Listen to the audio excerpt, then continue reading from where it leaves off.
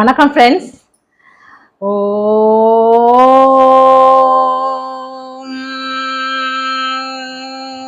நம சிவாய. குன்று இருக்கும் இடத்திலெல்லாம் குமரன் இருக்கும் இடமாக குவளையத்தோர் வழிபடட்டும் அப்படின்னு சொல்லி உமையாம்பிகையால ஆசீர்வாதம் வாங்கப்பட்ட நம்மளுடைய முருகப்பெருமான் எல்லா குன்றுகளிலும் இருந்து அருள்பாலிச்சுக்கிட்டு வராரு. இப்ப ஈரோடு மாவட்டத்துல இருக்கக்கூடிய சென்னிமலையையும் புகழ்பெற்ற முருகப்பெருமானையும் நமக்கு தெரியும். அதே போலதான் வட சென்னிமலை அப்படிங்கிற ஒரு மலை மேல பாலசுப்பிரமணியரா இருந்து அருள்பாலிச்சுக்கிட்டு வராரு நம்ம முருகப்பெருமான். இந்த வடசென்னிமலை எங்க இருக்கு, முருகப்பெருமான் எப்படி வடசென்னிமலைக்கு வந்து அருள்பாலிச்சுக்கிட்டு இருக்காரு அப்படிங்கிறத பத்தி எல்லாம் தான் இந்த பதிவுல நாம பார்க்க போறோம் ஃப்ரெண்ட்ஸ். அதற்கு முன்னால நீங்க ஜெயகௌரி ஜோதிடாலயம் சேனலை முதன் முறையா பாக்குறவங்களா இருந்தா சப்ஸ்கிரைப் பண்ணுங்க, அப்படியே பெல் ஐக்கானை கிளிக் பண்ணுங்க, லைக் பண்ணுங்க, ஷேர் பண்ணுங்க ஃப்ரெண்ட்ஸ். நான் எப்பவுமே சொல்ற மாதிரி இந்த உலகம் நல்லா இருக்கணும், எல்லோரும் ஆரோக்கியமாக இருக்கணும் அப்படின்னு சொல்லி வேண்டிக்கிட்டு ஓம் நம சிவாய அப்படின்னு கமெண்ட் பண்ணுங்க ஃப்ரெண்ட்ஸ். வாங்க ஃப்ரெண்ட்ஸ், பதிவுக்குள்ள போலாம்.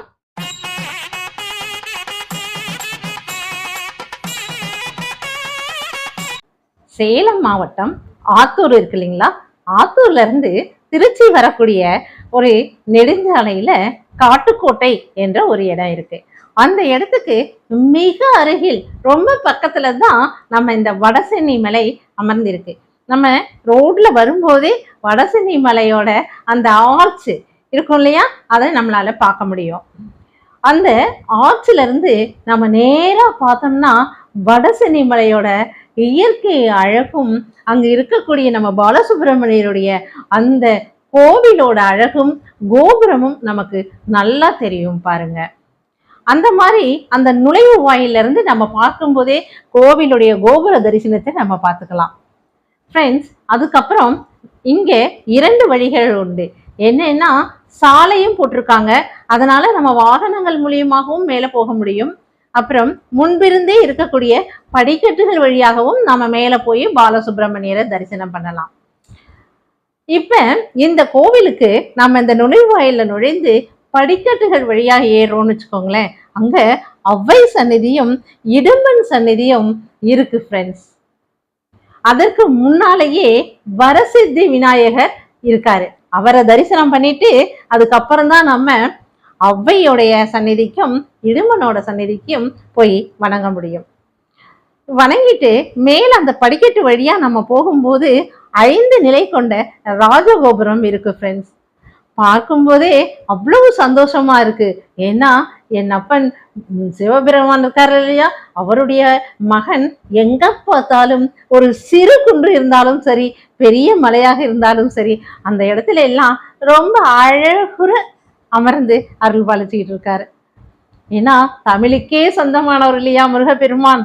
அதனால தமிழ்நாட்டுல எங்க எங்க குன்று இருக்கோ அந்த இடத்துல எல்லாம் அமர்ந்து அருள் பாலிச்சுட்டு இருக்காரு. ரொம்ப அழகான தங்க மகன் இல்லையா. அந்த ராஜகோபுரத்தை தரிசனம் பண்ணிட்டு, கோபுர தரிசனம் கோடி புண்ணியம்பாங்க, அதனால ராஜகோபுரத்துக்கு முன்னிருந்து வழிபட்டுட்டு நம்ம அடுத்து தொடர்ந்து போறோம்னு வச்சுக்கோங்களேன். அங்க 50 அடி நீளம் 50 அடி அகலம் கொண்ட ஒரு மகா மண்டபம் இருக்கு. அந்த மகா மண்டபத்துல நம்ம பாலசுப்பிரமணியர் வள்ளி தெய்வானையோட காட்சி தருகிறாராங்க.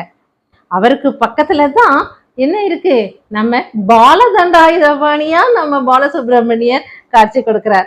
பாருங்களேன், மூலவரா இருக்கக்கூடியவர் குழந்தை பாலசுப்பிரமணியர், இங்க உற்சவரா இருக்கக்கூடியவர் வள்ளி தெய்வானை சமேத பாலசுப்பிரமணியர், அதற்கப்புறம் பாலதண்டாயுதபாணி. இவங்க எல்லாமே ஒரே இடத்துல இருக்காங்க பாருங்க. இது இந்த மண்டபம் மகா மண்டபம் 16 தூண்களை கொண்டதா 2001 கட்டி அங்கதான் உற்சவர் எல்லாம் இருக்காங்க. இப்படி 3 வடிவுல நம்ம பாலசுப்பிரமணியரை தரிசனம் பண்றது இந்த கோவில்ல தான் அப்படின்னும் பக்தர்கள் சொல்றாங்க. இது ரொம்ப விசேஷமா கருதப்படுது பாருங்க. அதற்கப்புறம் தான் நம்ம மூலவர் பாலசுப்ரமணியரை போய் தரிசனம் பண்றோம். அவரு குழந்தை வடிவில் இருந்து நம்மள வா வா அப்படின்னு சொல்லி கொஞ்சற மாதிரி அவ்வளவு அழகா இருக்கார். எப்ப நீங்க வருவீங்கன்னு பார்த்துட்டு இருந்தேன் அப்படிங்கிற மாதிரி அவ்வளவு அழகா நம்ம குழந்தைய கூப்பிட்டா எப்படி ஓடி வரும், அந்த மாதிரி நம்ம போகும்போதே நம்மள அவர் கூப்பிடுறாரு பாருங்க. அந்த அளவு ரொம்ப அழகா, அதே சமயம் சந்தோஷமா இருக்கிற மாதிரி இயற்கை எழில் கொஞ்சம் மலை மேல அமர்ந்திருக்காரு. இப்படி வள்ளி தெய்வயானை சமேத சுப்பிரமணியர் பாலசுப்ரமணியராகவும் பால தண்டாயுதபணியாகவும் அடுத்தது மூலவர் குழந்தை பாலசுப்ரமணியராகவும் ஒரே இடத்துல இருந்து அருள்பாலிக்கிறார் நம்மளுடைய முருகப்பெருமான். இங்கு பங்குனி உத்திரம் திருவிழாலாம் அப்படி நடக்கும் பாருங்க, அவ்வளவு விசேஷமா இருக்கும். எல்லா ஊரிலும் பங்குனி உத்திரம் பெரிய விசேஷமா இருந்தாலும் வட சென்னைமலையில ஒரு சிறப்பான அம்சமா கொண்டாடப்பட்டு வருது. அதுக்கப்புறம் இங்க குழந்தை பாலசுப்ரமணியரா இருக்கிறதுனால இங்கு குழந்தை வரம் வேண்டி வரவங்களுக்கு உடனடியாக அவர்கள் என்ன வேண்டுகிறார்களோ அதனை ஆண் குழந்தையா பெண் குழந்தையா என்ன வேண்டுமோ அதனை கையிலேயே கொடுக்குற மாதிரி அப்படி ஒரு அருளும் தத்துவமும் இங்க இருக்கு ஃப்ரெண்ட்ஸ். அதனாலதான் இங்க இருக்க பக்தர்கள் அனைவருமே அதிகமாக முருகனுடைய பெயர்களை வைத்தே இங்க வழிபட்டுட்டு இருக்காங்க. குழந்தைகளுக்கும் முருகனின் பெயர் கொண்ட பெயராகவே அமைச்சிருக்கிறதாவும் பக்தர்கள் சொல்றாங்க.